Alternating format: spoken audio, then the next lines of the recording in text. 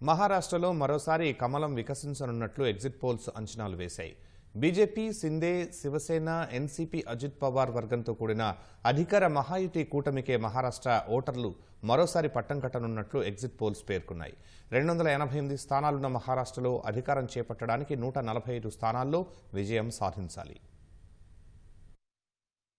మహారాష్ట్రలో మరోసారి ఎన్డీఏ హవా కొనసాగుతుందని ఎగ్జిట్ పోల్స్ అంచనా వేశాయి. బీజేపీ, సిందే, శివసేన, ఎన్సీపీ అజిత్ పవార్ వర్గంతో కూడిన అధికార మహాయుతి కూటమి మళ్లీ అధికారంలోకి రాబోతున్నట్లు ఎగ్జిట్ పోల్స్ వెల్లడించాయి. అధికార మహాయుతి కూటమికి 182, మహావికాస్ అఘాడీకి 97, ఇతరులకు 9 స్థానాలు వస్తాయని పీపుల్స్ పల్స్ సర్వే అంచనా వేసింది. మహాయుతికి 150 నుంచి 170 సీట్లు, ఎంవీఏకు 110 నుంచి 130 సీట్లు, ఇతరులు 8 నుంచి 10 సీట్లు గెలుస్తారని ఏబీపీ మ్యాట్రిజ్ పేర్కొంది. మహాయుతి 137 నుంచి 157, ఎంవీఏ 126 నుంచి 146, ఇతరులు 2 నుంచి 8 స్థానాల్లో విజయం సాధించే అవకాశం ఉందని పీ మార్క్ అంచనా వేసింది. మహాయుతికి 152 నుంచి 160 సీట్లు, ఎంవీఏ 130 నుంచి 138 సీట్లు, ఇతరులు 6 నుంచి 8 స్థానాల్లో గెలుపొందే అవకాశం ఉన్నట్లు చాణక్య స్ట్రాటజీస్ సర్వేలో తేలింది. మహాయుతికి 122 నుంచి 186, ఎంవీఏకి 69 నుంచి 121, ఇతరులకు 12 నుంచి 29 సీట్లొస్తాయని పోల్ డైరీ వెల్లడించింది. మహాయుతికి 150 నుంచి 167 సీట్లు,